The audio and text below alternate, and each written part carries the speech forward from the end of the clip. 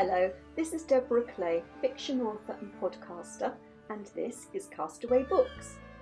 I've been asking authors to tell me about the books that have influenced their life and inspired their writing.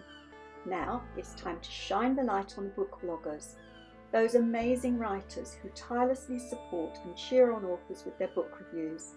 This week's guest is Anne Williams.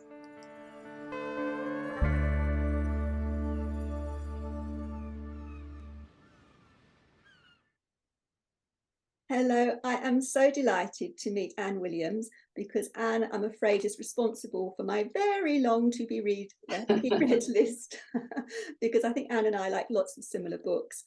But I wanted to do Castaway Books, Meet the Bloggers, so that we could say thank you to these wonderful book bloggers who spend so much time supporting authors and introducing books to readers. So I'm delighted to have you with us, Anne. And it's lovely to be here, Deborah. Tell us a little bit about being Anne, when it started, and then we'll go into your books. Oh, right. Well, I started being Anne. That was strange, didn't it? I started the blog in 2013, February 2013. And it was largely because I was enjoying chatting about books online with lots of other people. I mean, computers were a fairly newish thing in 2013, and I just enjoyed doing that. And when some of the people I was chatting to decided to set blogs up, I thought I'd do it as well. Just doing nothing else other than just reviewing the books I was reading. That was all. And it just took off. And it took off to a ridiculous extent, really. To the point that I was really surprised that everybody was enjoying reading the reviews so much. So when retirement came a couple of years later, I switched it all across onto WordPress and I decided I'd step up the action a bit.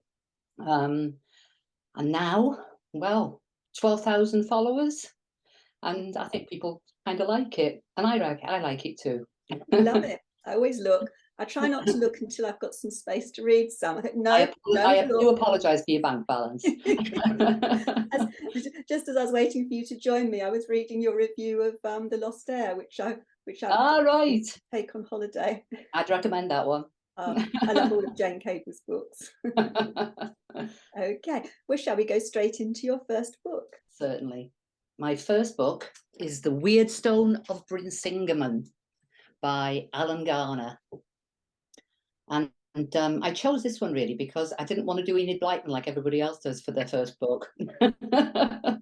Having said that, I was a fan of Enid Blyton. I remember Enid Blyton well. The famous five, I always felt more about George than I did about Anne. I always thought Anne was a little bit on the boring side.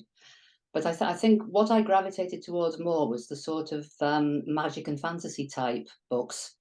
I can remember loving the Narnia books.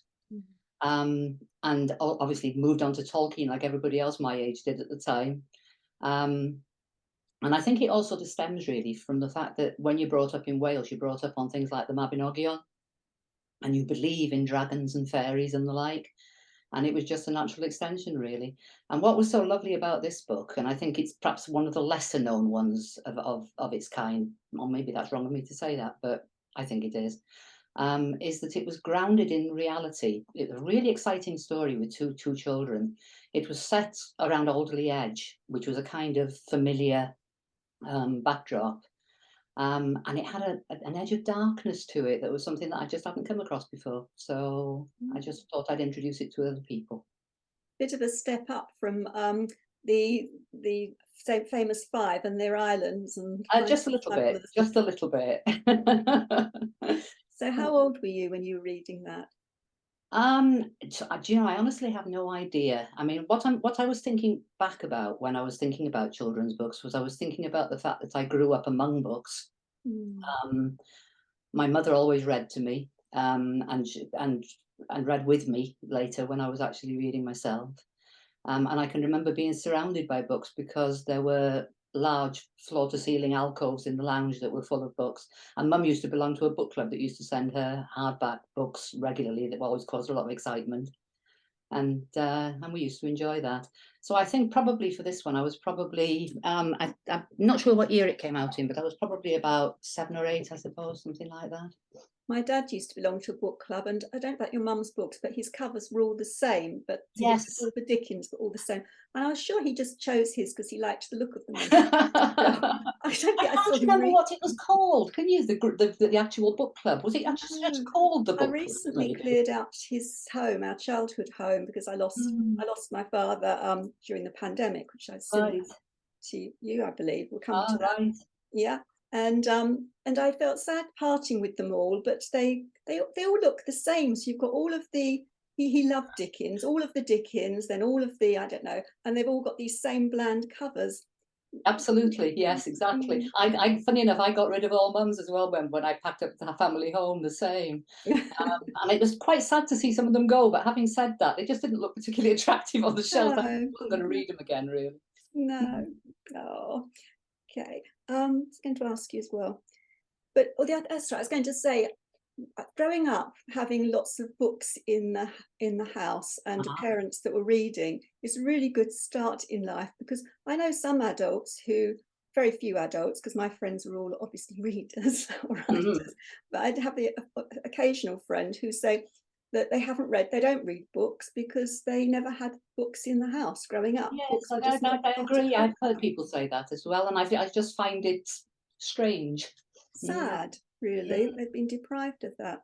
I took my daughter's friend when she was 8 to the public library, and she'd never been in it before. And Right. she couldn't believe that you could take a book for free. I checked with her mum that I could enroll her, and she said I could. And she said, really, I don't have to pay, and I can take any book and I don't have to pay. How And it was lovely. just, oh, it's wonderful. So on to your second book. Yes, and that's the libraries is quite a good theme for that one actually. My second book is Bride of Pendoric by Victoria Holt. But really, it's just a symbol of the reading that I used to be doing at that stage. We're talking early teens now. Mhm. Um, and my nearest library was in Bangor, which was 5 miles away. So once a fortnight, I would catch the bus on a Saturday morning and pick up my 5 books for the week. In fact, they enlarged the allowance at some point. I was thinking the other day, because I'm sure I used to take home more than 5, but maybe I purloined my mother's membership or something. I'm not quite sure how that happened. But I fairly quickly exhausted all the classics when I was going there. All the sort of accepted classics, and then moving on to the more modern classics. Um, and then I started to look around, and I thought, well, what I want to do really is to try and find authors that have written more than one book, because then if I enjoy one book, I can carry on and read the rest of the series. And I tried Georgette Heyer. I can remember trying Georgette Heyer, and I just didn't take to her at all. And I know that's awful for a romance reader, but I'm afraid I've just never caught up on her at all. But one day when I was there, I noticed Victoria Holt, and there were several shelves of Victoria Holt, and I thought, how wonderful! And her books. Have you ever read them? I have. I can't bring any to mind, but It's a I very long remember time I did ago. read them. Yeah, because they had sort of feisty heroines. They had heroes that your heart sort of went out to. They were a little bit on the gothic side.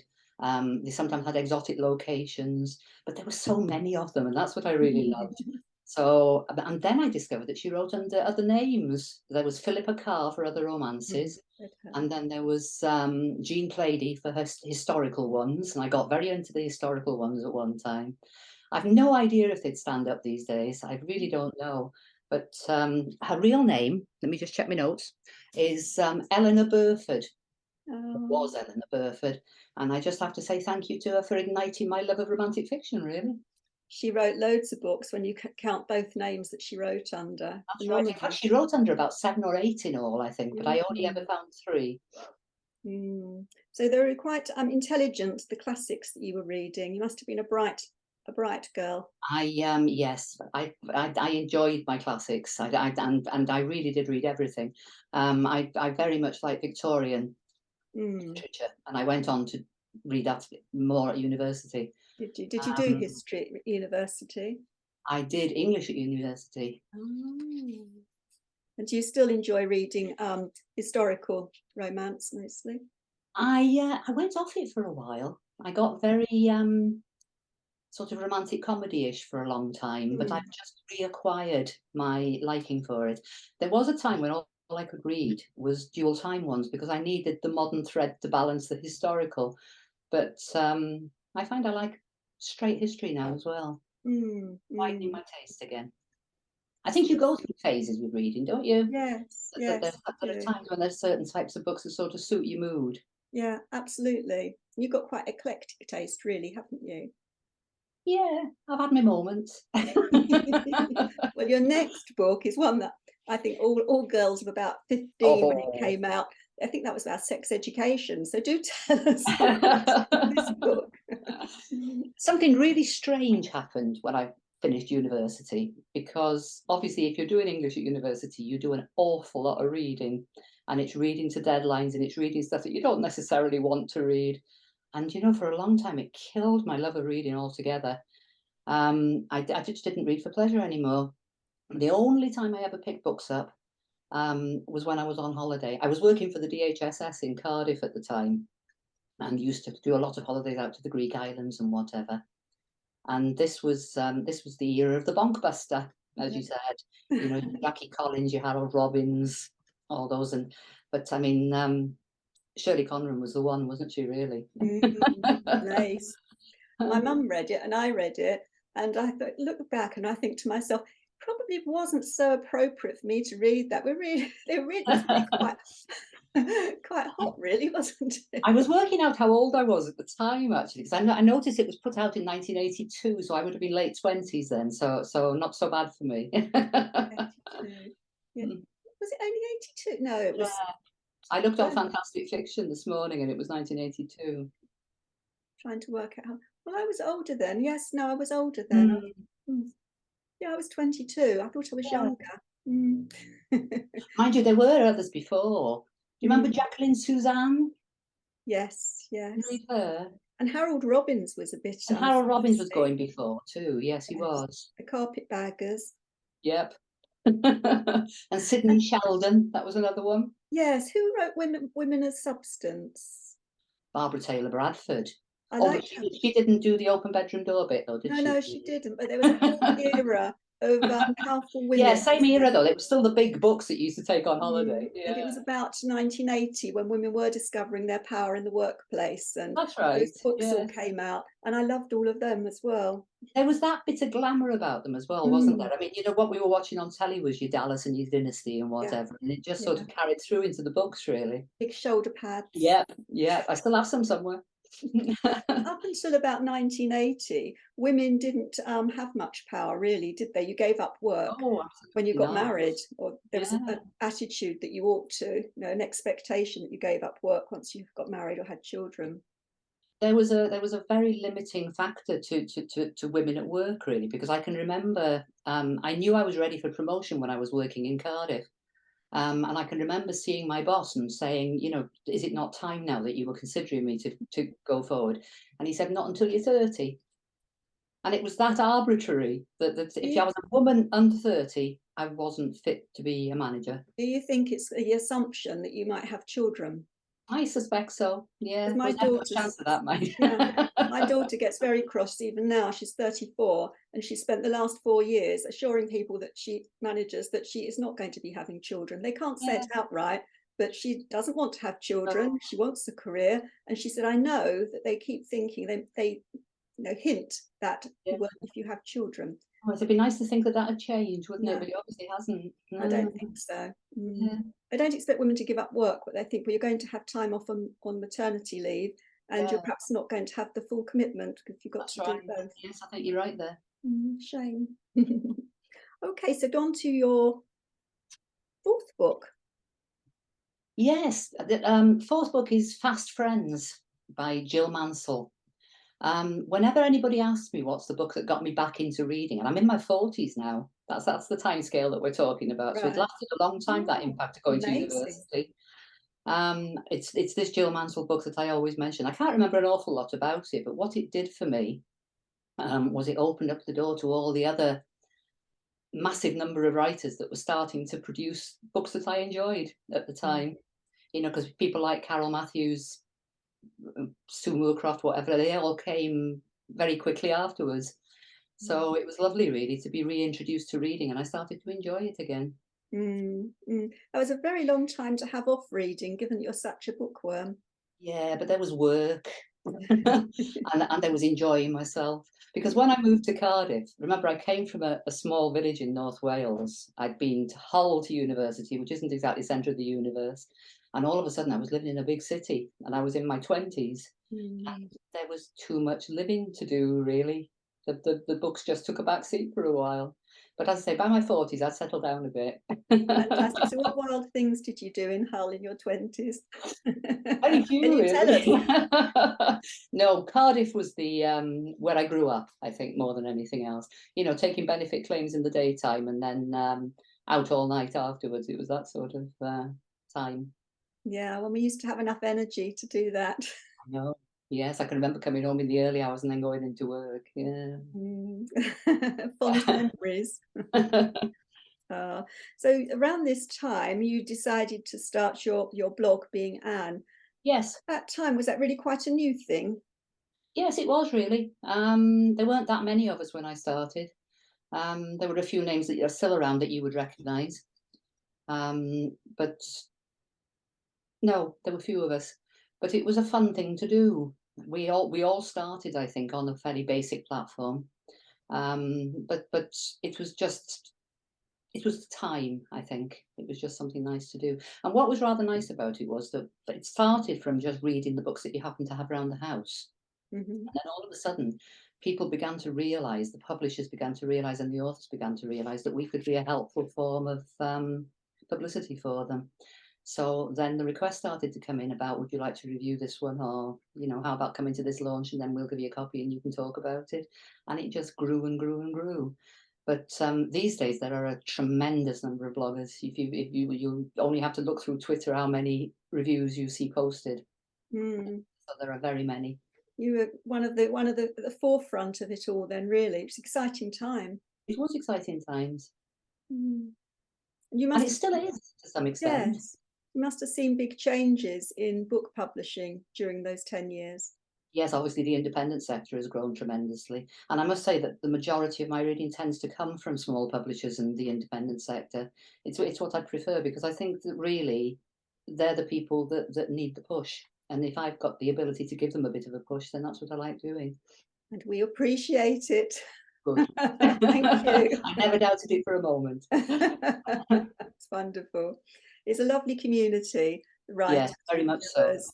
All of them. I've just been amazed. The world it's opened up for me since I started publishing, the world of being a writer, just the community, all the other writers, they're not because it's lonely, isn't it? I mean, a lot of authors have told me it's lonely. Yeah. But it's just that the writing community is so warm and generous and supportive and inclusive, and it's not the way you might imagine it. You might imagine it would be competitive, but it really isn't. It's so very supportive. Much so. Yes, very much so. Because you've recently joined the Romantic Novelists Association as well. I have. I was thrilled. Now there's a community that supports its own. I think it's wonderful. And it was something you had posted that made me realise it was worth having another go, because I've been turned down in the past because I didn't have enough sales. Yes, there used to be a minimum sales rule, didn't there? And I wasn't aware it had changed. And you wrote something on your blog, and I thought, I'll have another look. Oh, good. And then I got in. And I went to my first RNA conference a couple of weeks ago. Good. Wonderful. And I met all the lovely authors that I've interviewed on Castaway Books. I'm sure, yes. Shelby, Jessica Redland, this name's out now and I forget, but it was just so lovely to meet them in real life. That's actually one of the other things that's really nice about blogging. And it was an impact from it really that I hadn't expected, and that was the social life that it created. Because when I retired and I was looking for, you know, what I was going to do in the future, I mean, there were so many launches, parties, get-togethers, festivals, meetings, and just meetups one-to-one with authors and other bloggers, and it's created a whole new world for me, which I love.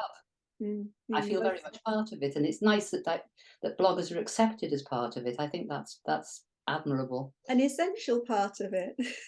Probably so. But having said that, they could still keep us out on the edges. It's great. So let's go on to book 5. Right, book 5.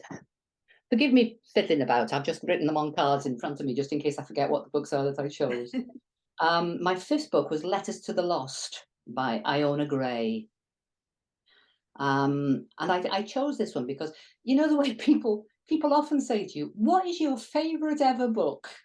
And I find that absolutely impossible to answer. So just for ease of reference, I always say that's this one. This is the one that I always name because it's kind of representative of the books that I enjoy. Because it's a dual time one, it's emotional, it's beautifully written, and I loved it.